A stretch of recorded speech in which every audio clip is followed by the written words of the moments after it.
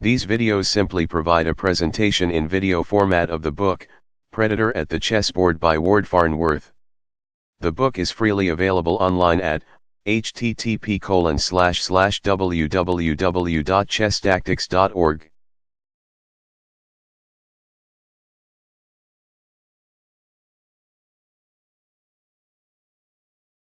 Black to move. What is the best move?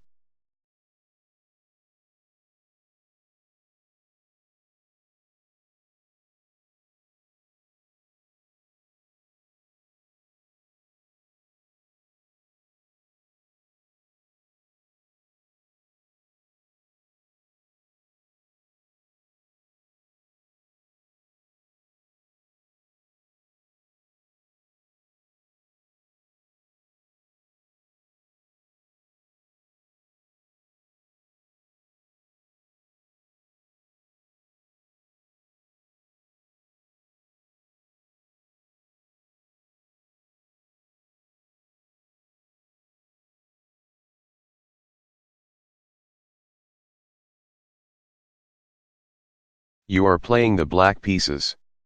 Inventory your attacking options and what stops them from working.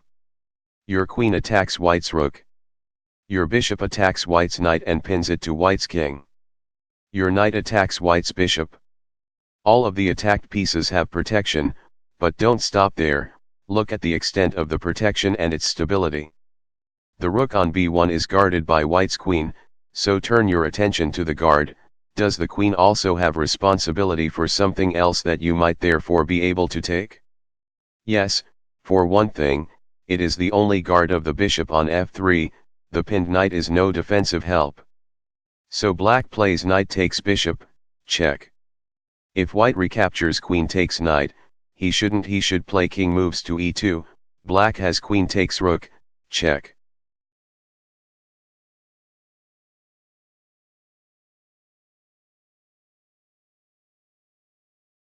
Black to move. What is the best move?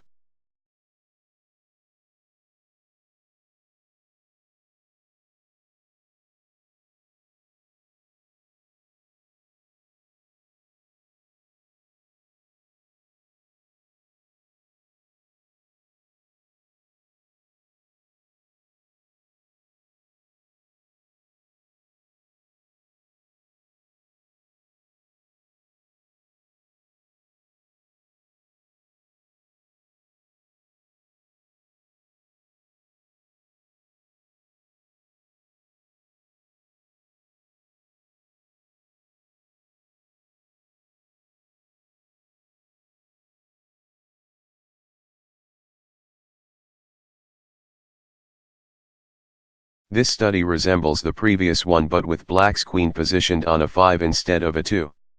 This changes the analysis in significant ways. Once more white's bishop is attacked once and defended only once, since the knight on d2 remains pinned.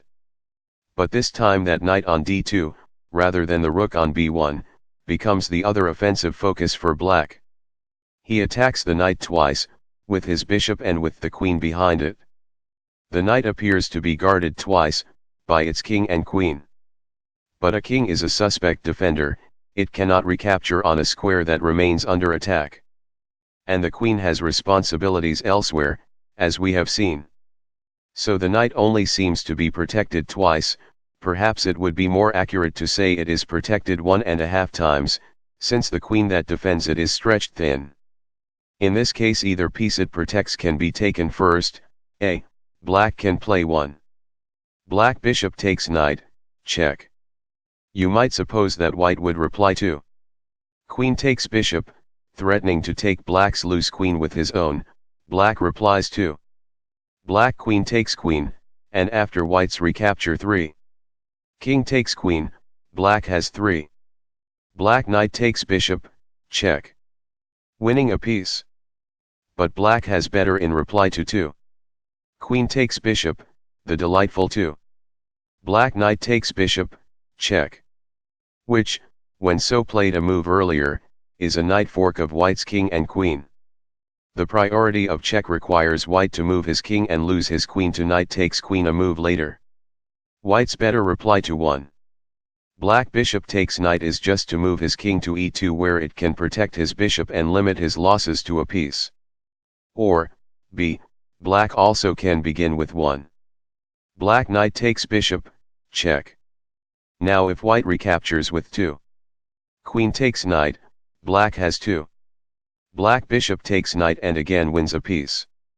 If white moves his king instead of playing queen takes knight, black has knight takes knight d2 on the next move.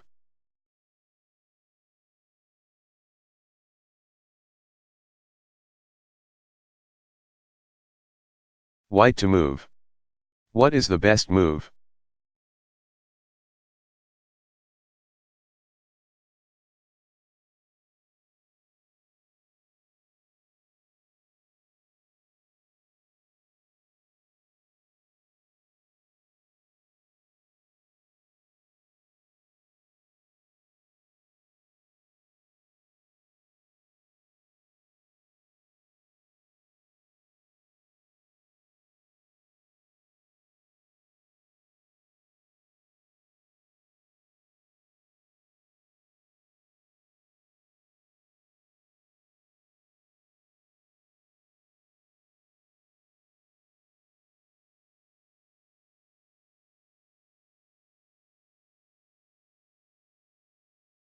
As we have said, the current idea can be a bit harder to see in cases where the target is attacked twice and appears to be guarded twice, but where one of the guards is overworked and the extra protection it supplies therefore is illusory.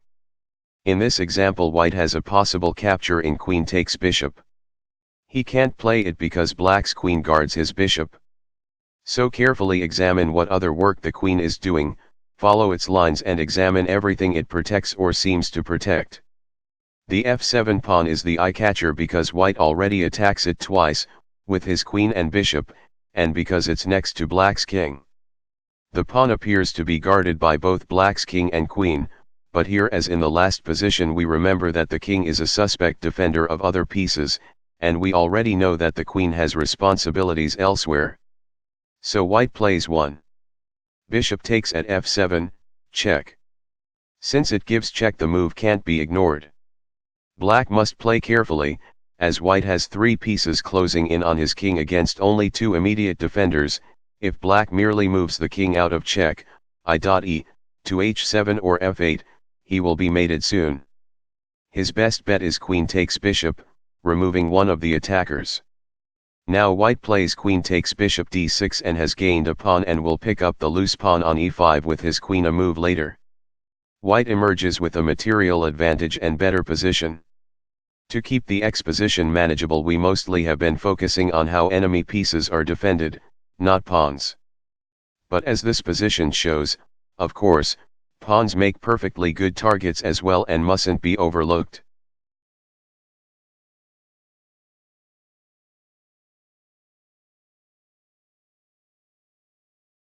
White to move. What is the best move?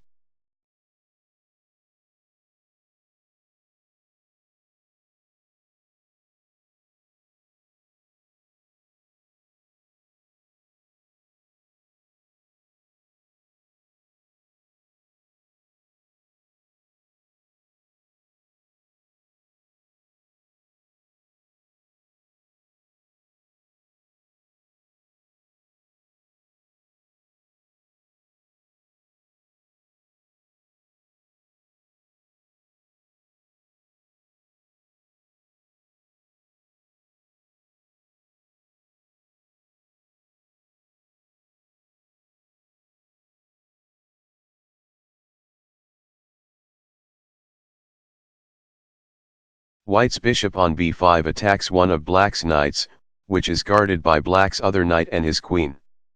Meanwhile white's queen attacks the other knight on f6, which is guarded again by the queen and by the first knight, the one on d7.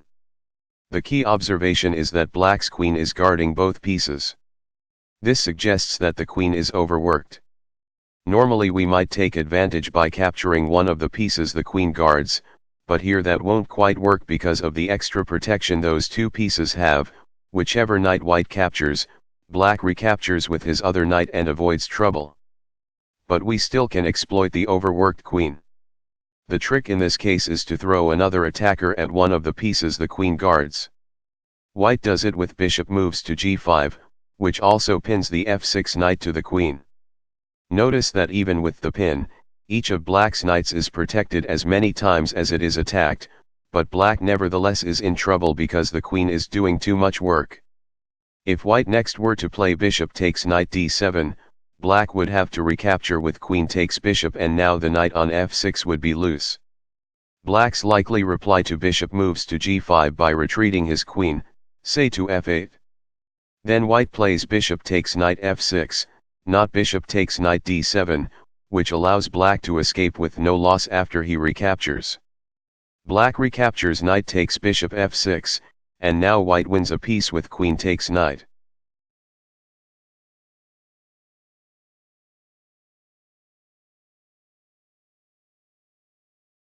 White to move. What is the best move?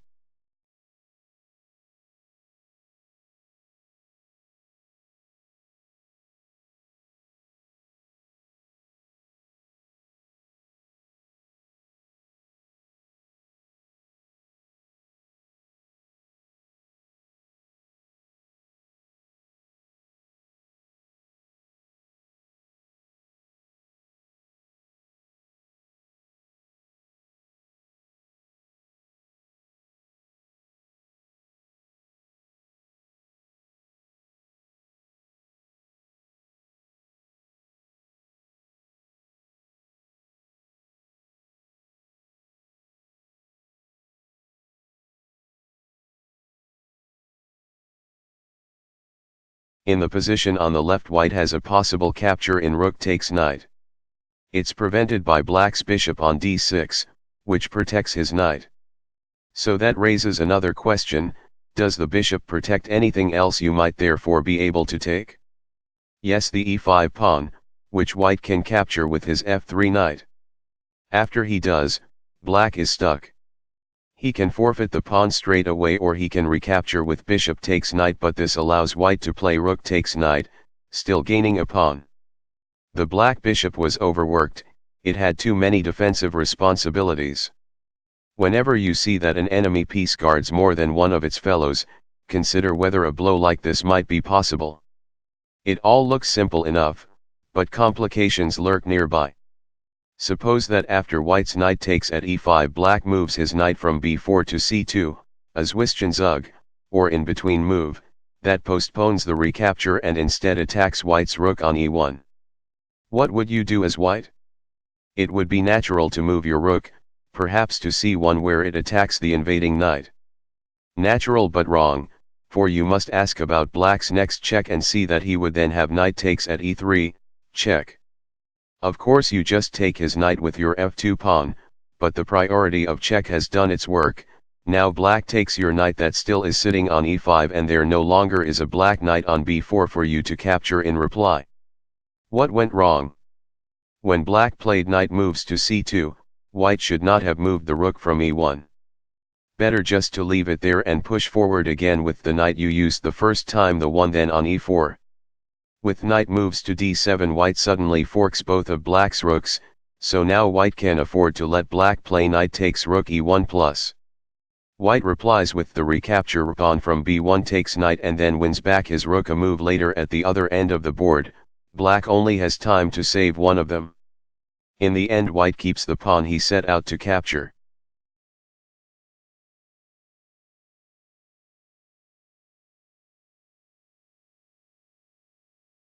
White to move.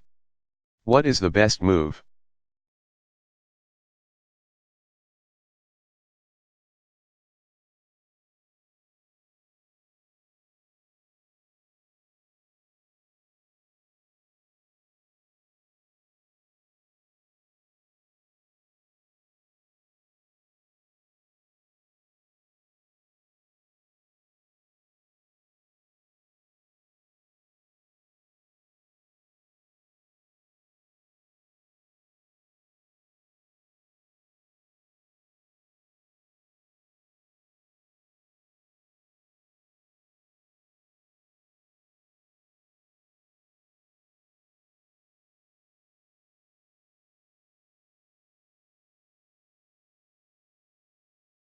First you size up white's possible captures and find 2, rook takes bishop and king takes knight.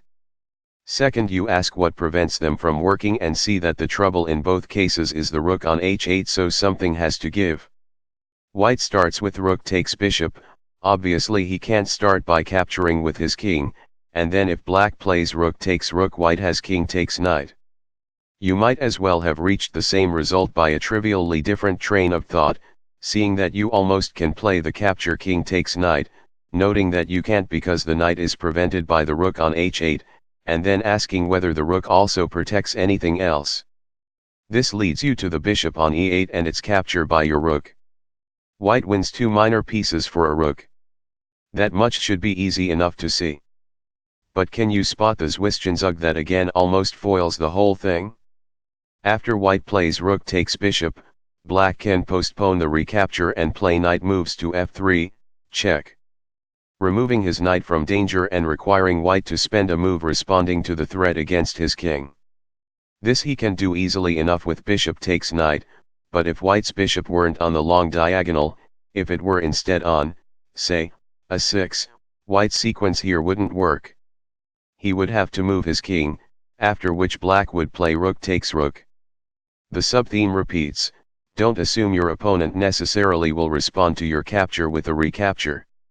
Especially in these positions where one enemy guard defends 2 of his pieces, it is natural for your opponent, or for you when you are playing defense, to react to the capture of one of those pieces not by recapturing right away but by making a time-consuming move with the remaining piece, maybe a check, maybe some other kind of threat while taking it out of danger.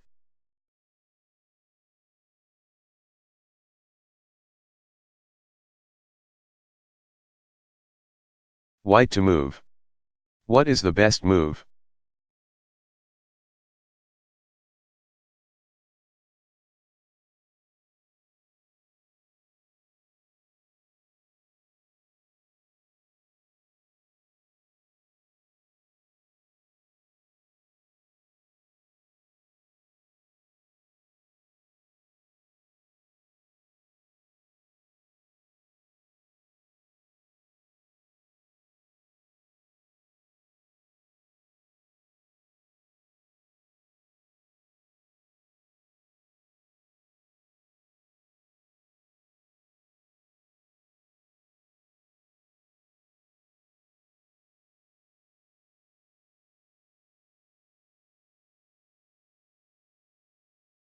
The overworked defender most often is a piece, but it can be a pawn as well.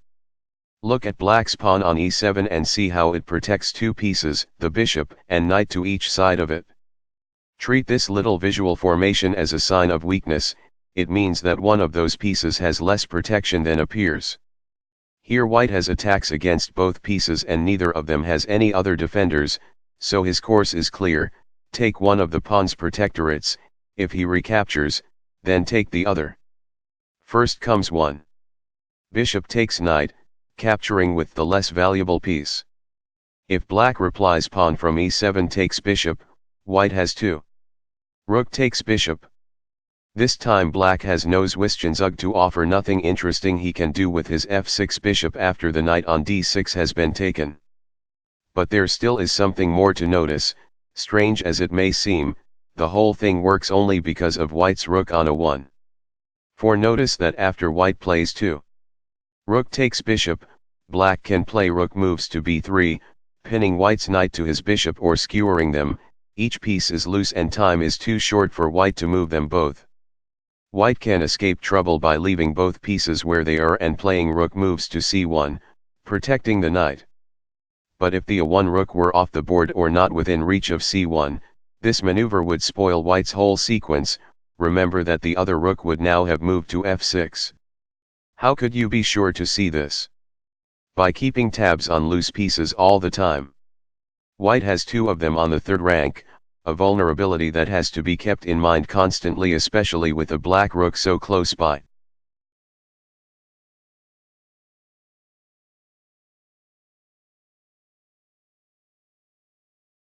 White to move. What is the best move?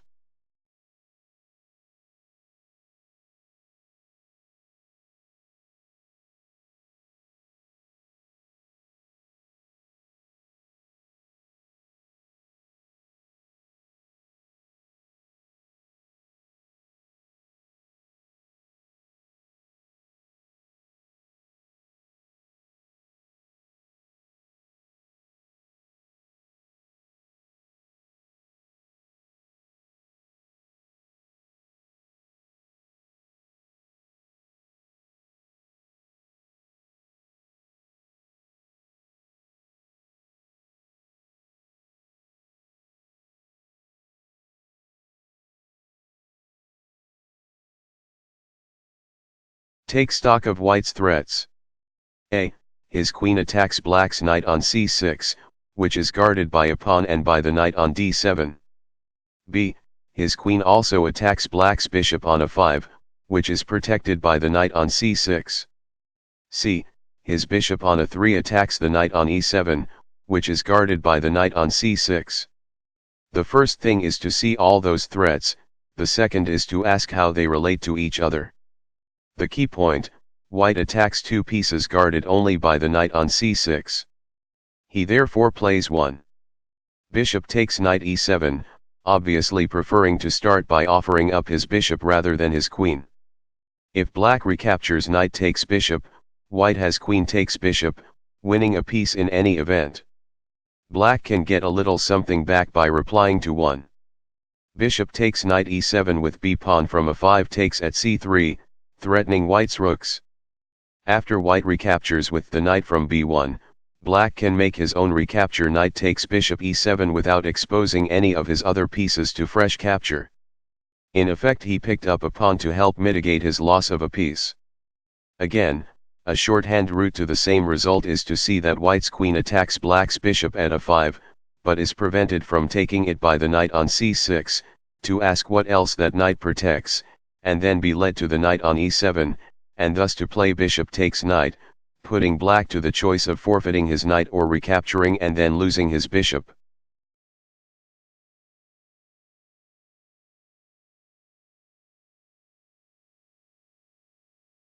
White to move. What is the best move?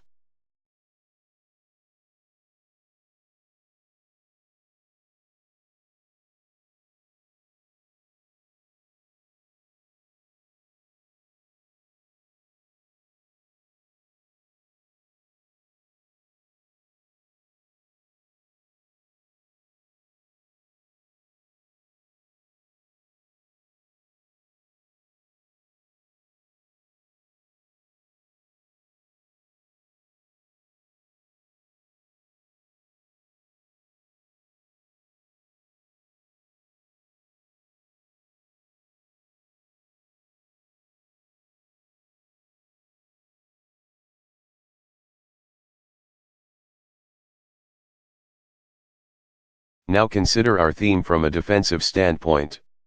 White looks for anything he can take and sees that he has the possible capture bishop takes at a5. The pawn is guarded by black's rook, but white attacks the pawn twice with his bishop and with the queen behind it. Yet there is a fly in the ointment.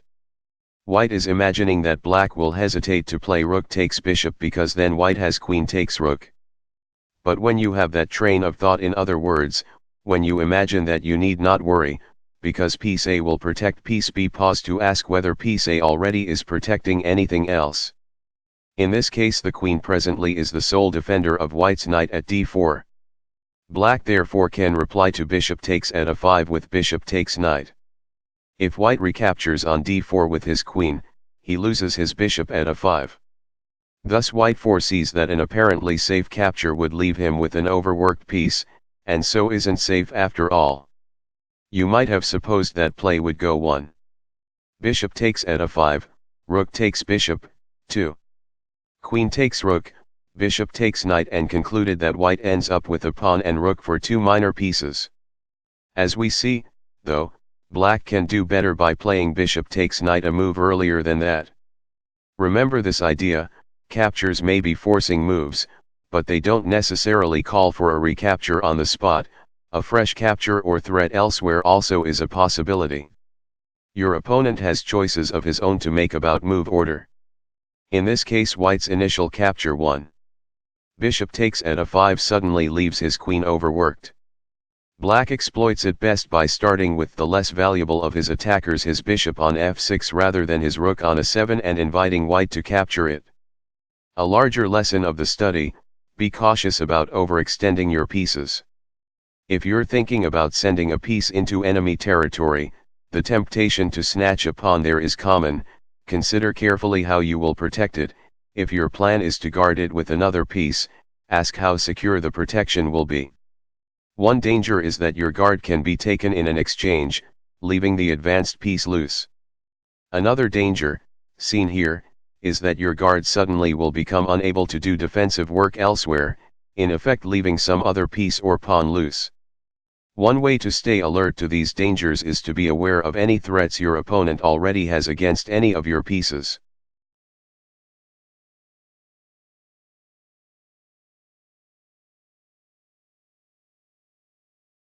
White to move. What is the best move?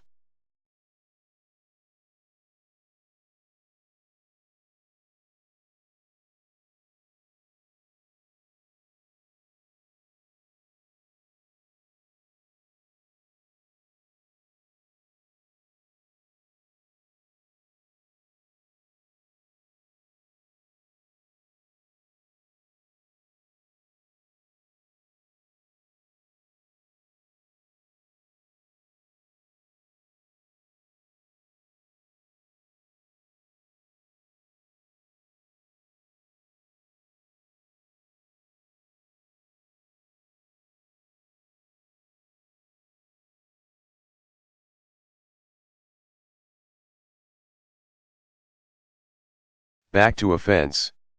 White has two checks. One is queen takes knight, the other rook takes at f6. Queen takes knight doesn't win anything because although white also has a bishop trained on d5, the black knight is defended twice as well by its king and queen. Rook takes at f6 doesn't seem effective, either, it forks black's king and queen, but black simply plays queen takes rook. Put these ideas together, however, and there is a way to make them work after all. You see that black's queen is overworked, defending both the f6 pawn and the knight on d5, or you see that after 1. Rook takes at f6, check. Queen takes rook, black's queen suddenly is out of position to prevent queen takes knight, check. That little sequence leaves white with a knight and a pawn in return for a rook, which is okay, but the important thing is to keep nudging the analysis forward. Both of white's moves so far are checks. As long as he is controlling the initiative in this way and pushing black's king around, he may have other tactical gains to exhaust. Thus after 2. Queen takes knight, check. King moves to e7, force the king's only flight square. White asks what his next check would be, and since he is working with his queen he naturally is watchful for forks. Thus 3. Queen takes at c5, check. Forking black's king and rook and taking the rook next move. White nets a knight and 2 pawns. The point of this case is that sometimes you can't see the full payoff of exploiting an overworked piece by just looking at the first capture you can make. You have to follow through and consider what would become possible from your new position. Here the idea of the queen fork that concludes the sequence is impossible to see in a first glance at the position. It's something that comes into view as you keep thinking about checks and the enemy king's resulting movements. The winning train of thought really starts with a willingness to consider rook takes at f6 even though it appears to lose the rook on the spot. Don't focus on the immediate material loss, focus on the changes the exchange creates on the board that is left behind, what lines are affected, what checks would be made possible, and what pieces would have been left with less protection than before.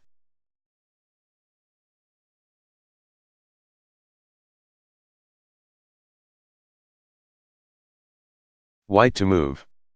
What is the best move?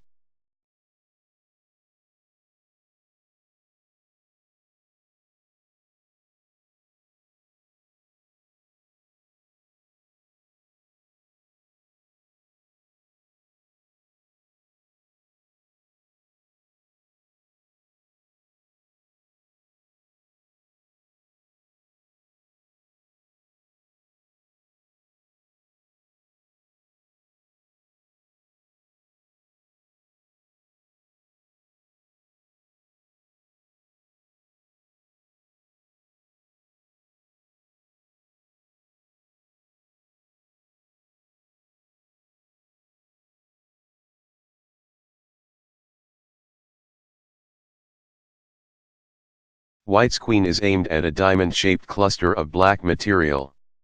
It looks hard to make headway because the bishop on e5 seems solidly guarded.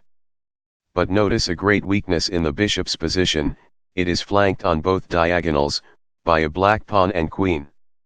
It therefore has no way to retreat, and is vulnerable. This visual pattern is worth remembering. White thus can create great trouble by simply attacking it with a pawn from d2 moves to d4.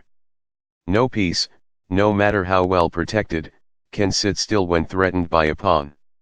Since the bishop has no safe flight squares, black is obliged to play bishop takes at d4, well, obliged is a bit strong, more on this below.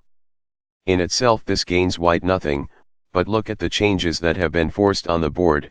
Once black's bishop steps forward to d4 it is attacked once, by white's bishop on f2, and guarded once, by its queen on d6. And the black bishop's movement also has opened a line from white's queen to the knight on e7 which also is guarded only by black's queen. The black queen has become overextended, so the position invites white to play one capture or the other. Which should it be? Clearly not queen takes knight, since it loses white's queen for a knight. No, white starts with the cheaper piece and plays bishop takes bishop, gaining a piece for a pawn. If black recaptures queen takes bishop, then of course white has queen takes knight. As suggested a moment ago, black doesn't have to reply to one. Pawn from d2 moves to d4 with bishop takes at d4.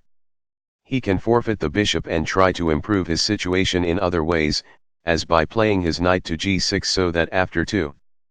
Pawn from d4 takes bishop black can use the knight to recapture. Black still has suffered a loss, and indeed has a lost game, but at least he ends up with a nicely placed, well-defended knight on e5.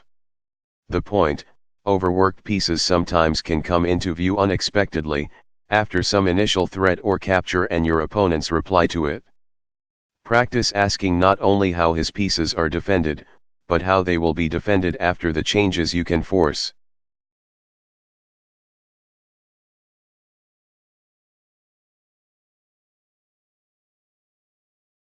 Black to move. What is the best move?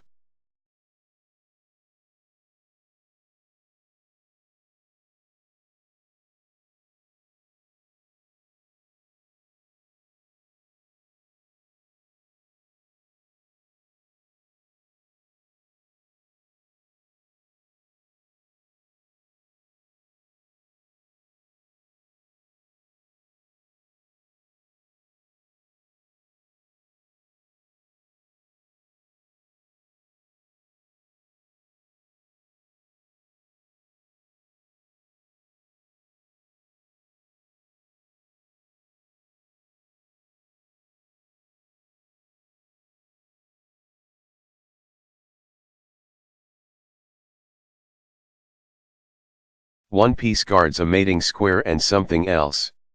Now suppose you study the enemy king's position and see that you are close to being able to mate but are stopped by an enemy piece that guards the square you need to reach. The same procedures apply here as in the cases just examined. Turn your attention to that enemy piece and ask if it protects or seems to protect anything else that you might be able to take. The most basic mating pattern involves two pieces, frequently the queen and some other, aimed at a square next to the enemy king.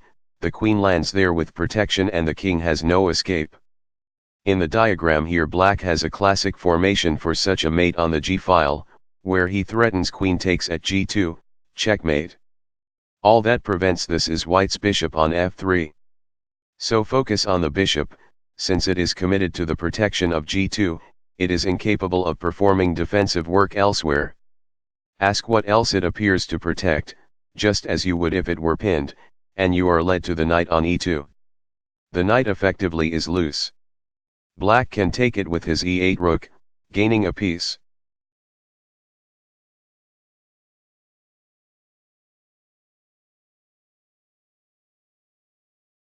White to move. What is the best move?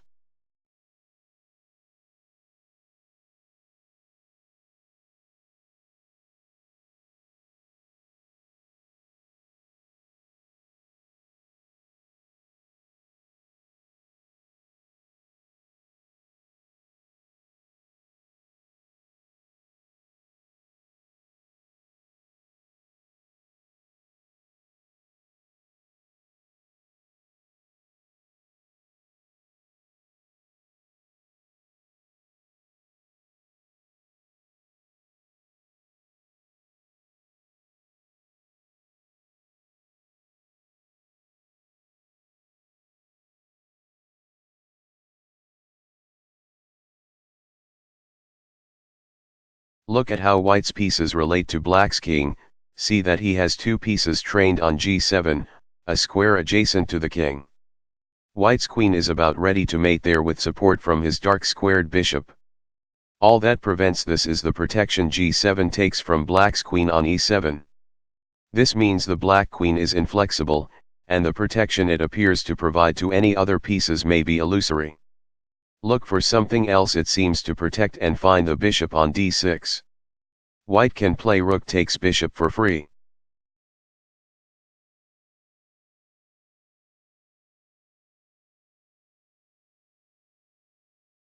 Black to move. What is the best move?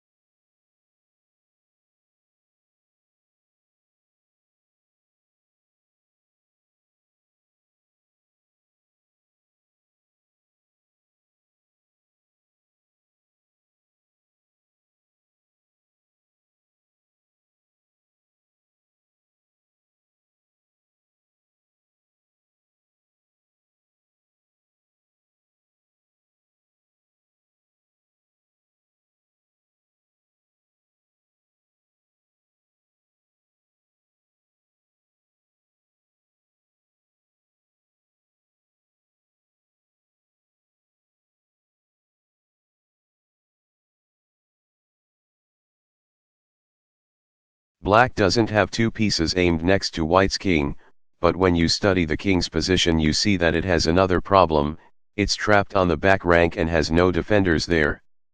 Black almost can mate with either rook moves to c1 or queen moves to e1. Both possibilities are prevented by white's queen, which protects the two mating squares. Next question, so what else does the white queen purport to do? It guards the rook on g2, but really the rook is as good as loose since the queen cannot afford to leave d2. Black takes it with his queen.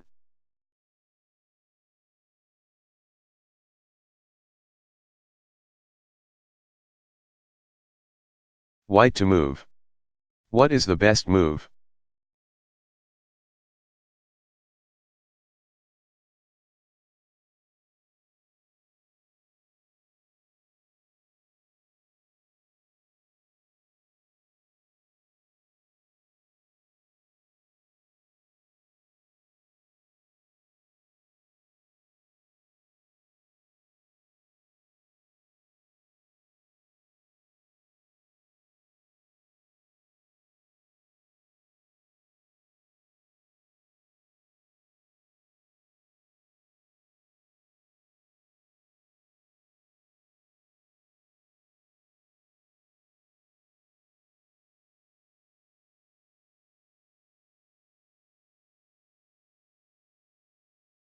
White's queen and bishop are pointed at f7, white imagines the mating sequence 1.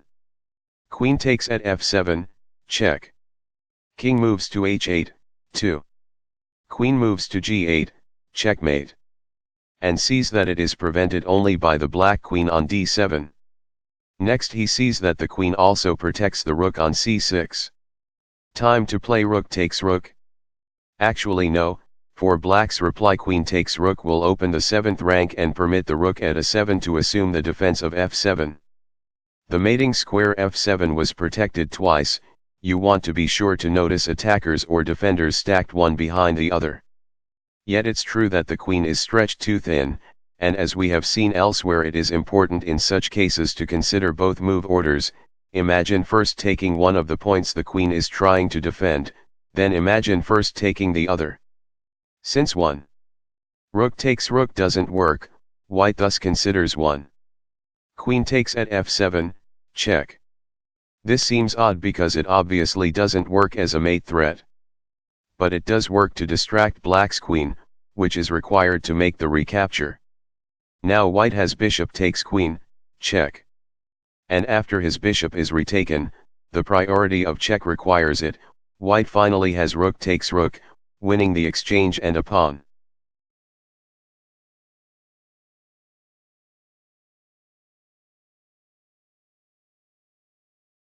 White to move. What is the best move?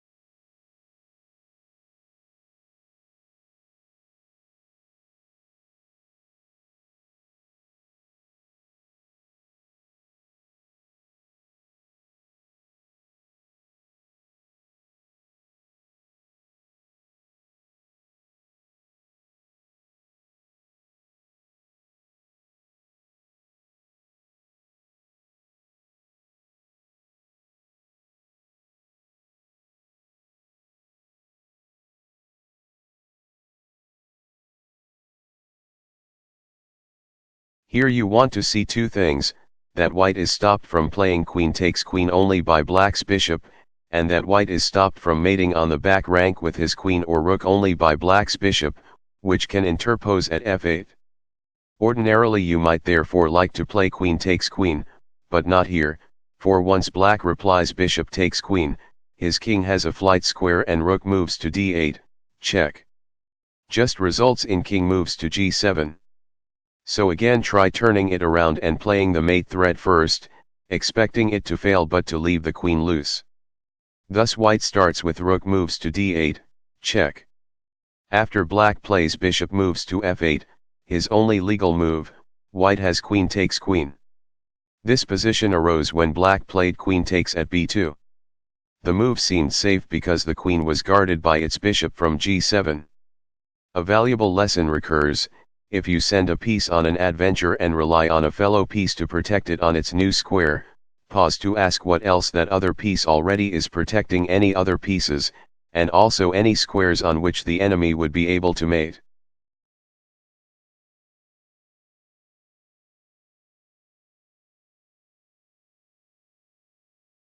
White to move. What is the best move?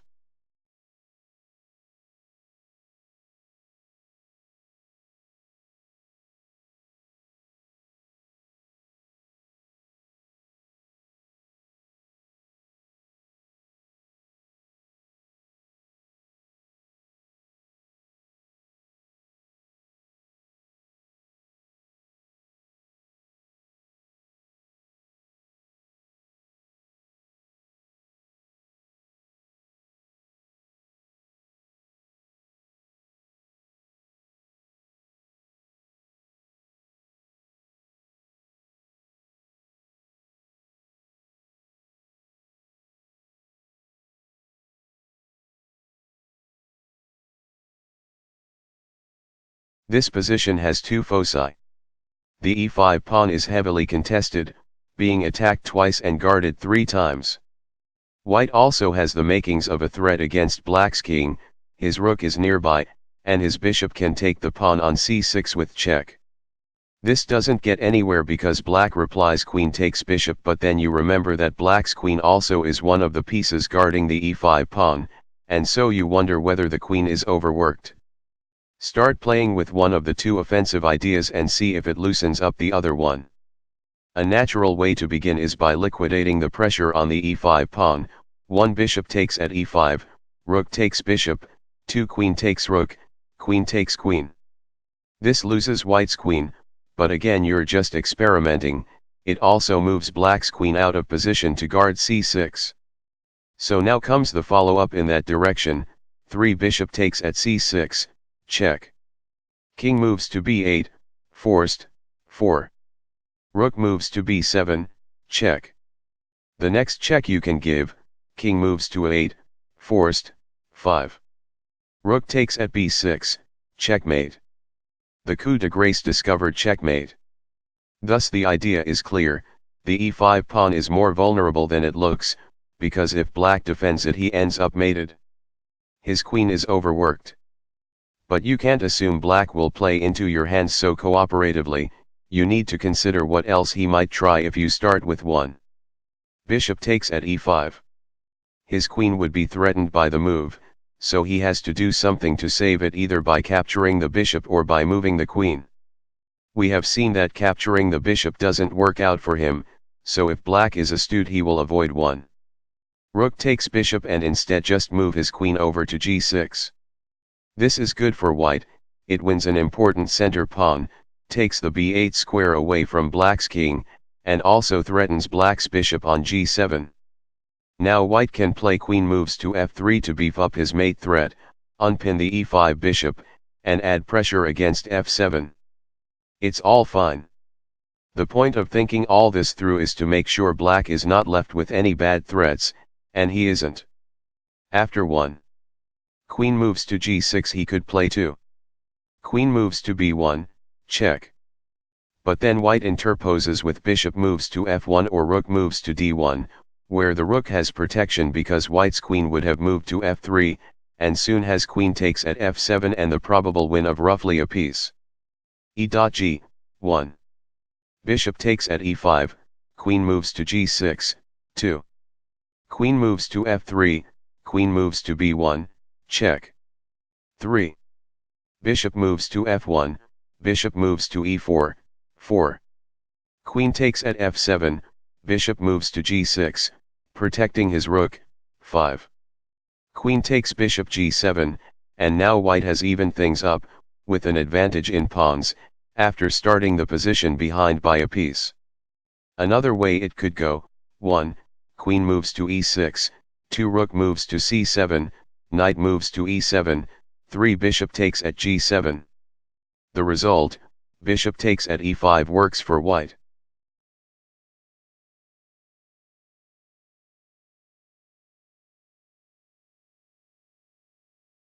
White to move.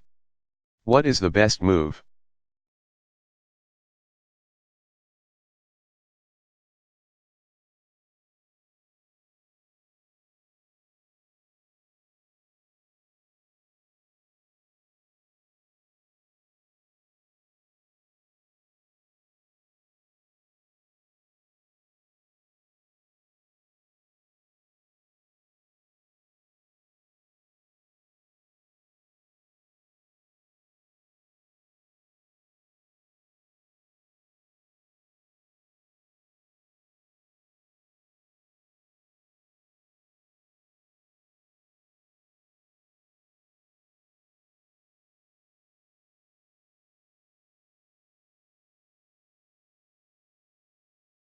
Start with a look at your attacking options.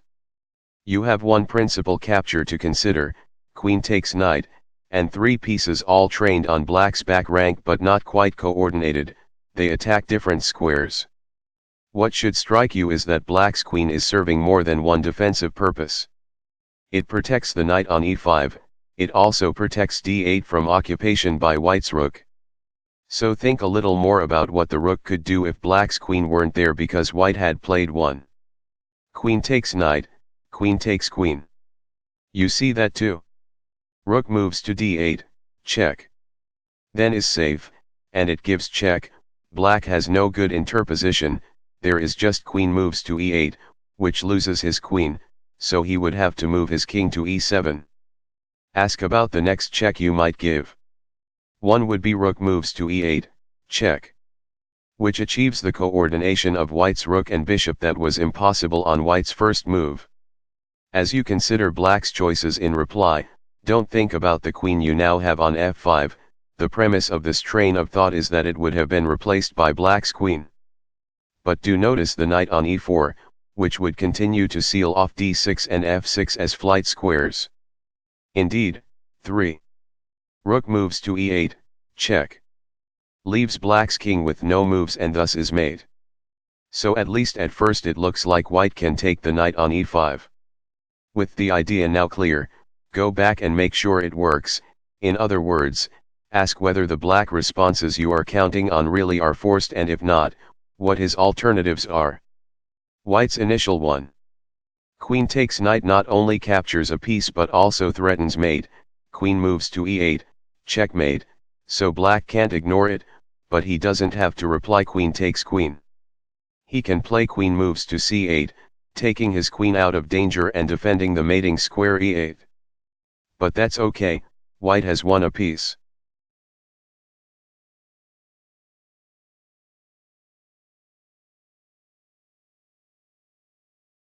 White to move. What is the best move?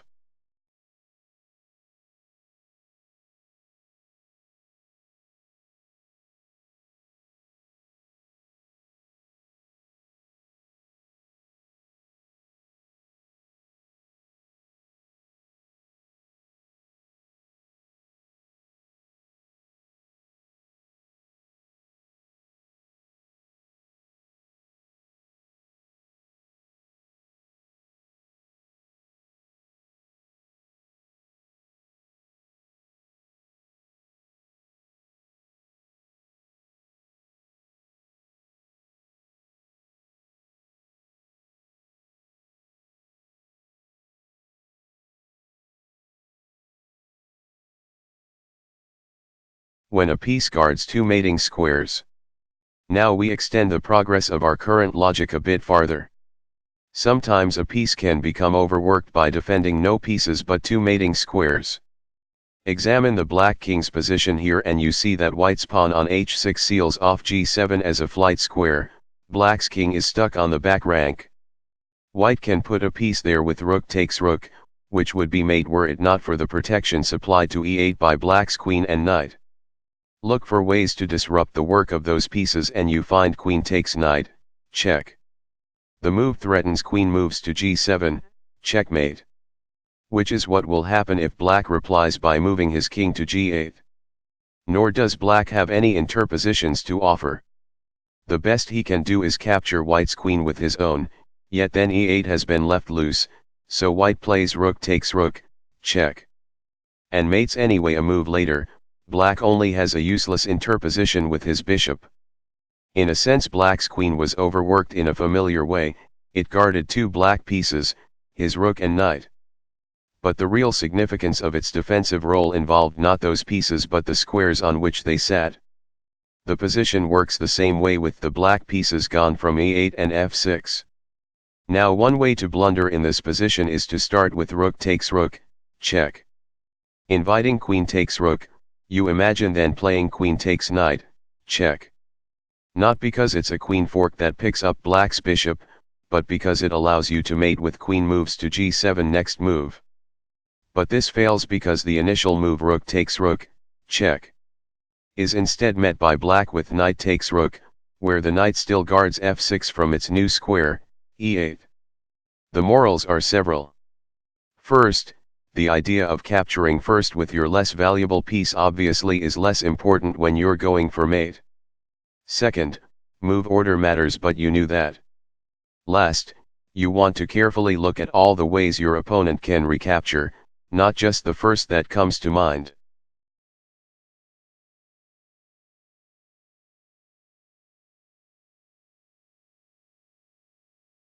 Black to move. What is the best move?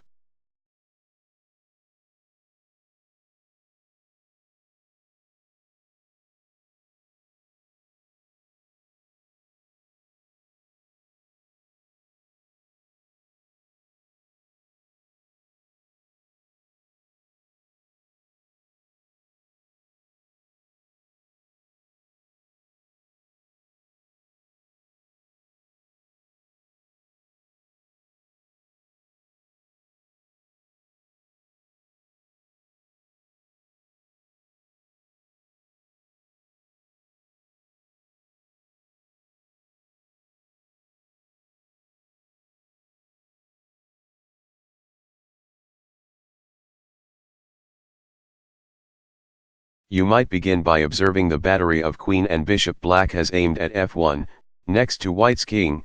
He would mate there were it not for the knight on e3 that protects the needed square. The other thing to see is that white's king is trapped on the back rank, nearly able to be mated with rook moves to d1, another possibility thwarted only by white's knight on e3. Thus while the e3 knight protects no pieces, it protects two mating squares, and this is one too many. Rook moves to d1, check. Makes white's position untenable. He has to take the rook with his knight, or white is mated now. Interposing the other knight on e1 just delays things a move. But if he does play knight takes rook, black mates with his queen on f1. An initial lesson here is to look not just for the first mating threat you see, but for all of them, for if there is more than one, it may be that attempting to execute one of them, and failing, allows you then to carry off the other successfully. Another point to take away: when you see an enemy piece guarding a square you need for mating purposes, ask not just what pieces it might also guard but also what other sensitive squares near the king it protects.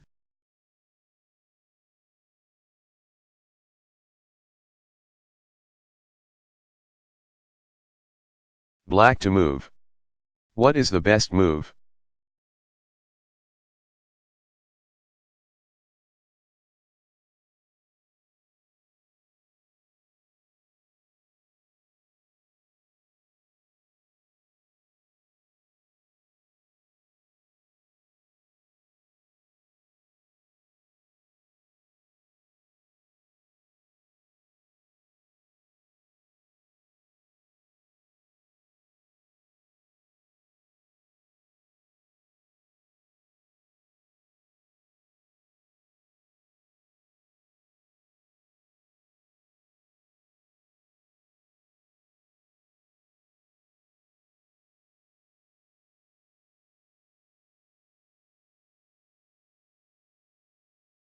Look for pieces aimed toward white's king and you find black's battery of queen and bishop on the long light squared diagonal, threatening to mate on g2. White defends against the threat with his queen. Again, what you also must see is that white's king is trapped on the back rank, nearly able to be mated with rook moves to e1, another possibility thwarted only by white's queen.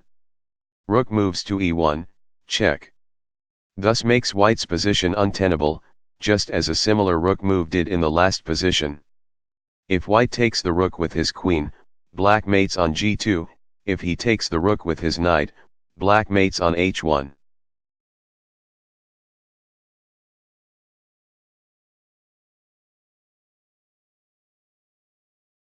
Black to move. What is the best move?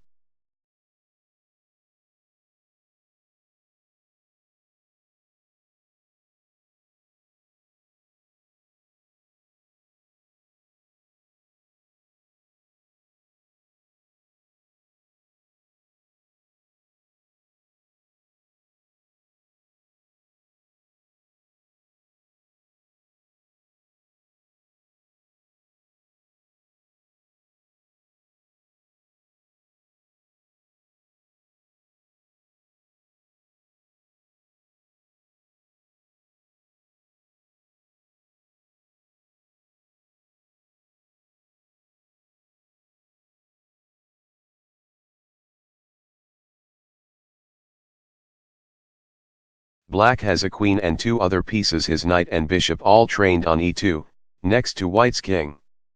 All that prevents queen takes knight, check, from mating is white's queen.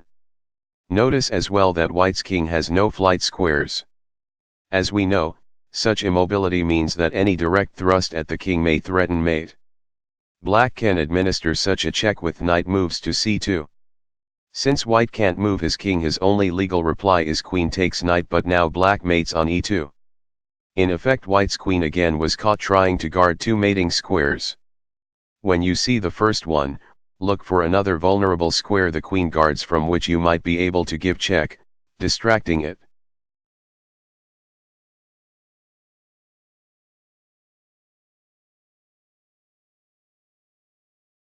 White to move.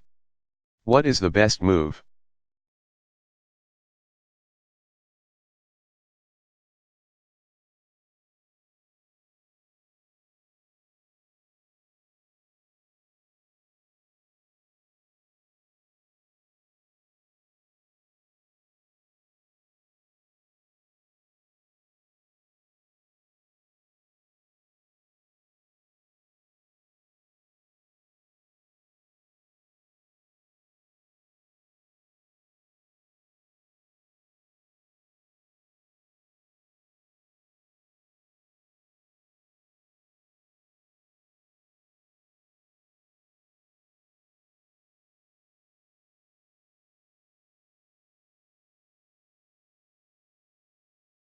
White has a traditional threat, a queen and a minor piece aimed at a square next to black's king, c7. Queen takes at c7, checkmate. Is prevented by black's queen on c5. Two trains of thought leave from here. The first is simply to imagine going ahead with one. Queen takes at c7, check. Queen takes queen, and asking what checks you would have after that forced exchange. There would be one with your d2 rook, rook moves to d8, and another with your e2 rook, rook takes rook, neither of which helps, but then there also are two with your knight, knight moves to d6, no good, and knight takes at a7, which is mate because the d2 rook seals off the black king's flight squares. The other way to see this is to focus on the black queen that prevents mate in the first instance and ask what other duties it therefore cannot perform, whether it protects any other pieces, pawns or important squares that you can exploit. You see here that black's queen also protects the pawn on a7, more to the point, you realize, it protects the a7 square on which white's knight otherwise would mate. Once you realize black's queen is guarding two different mating squares, the position just becomes a matter of figuring out which threat to use first.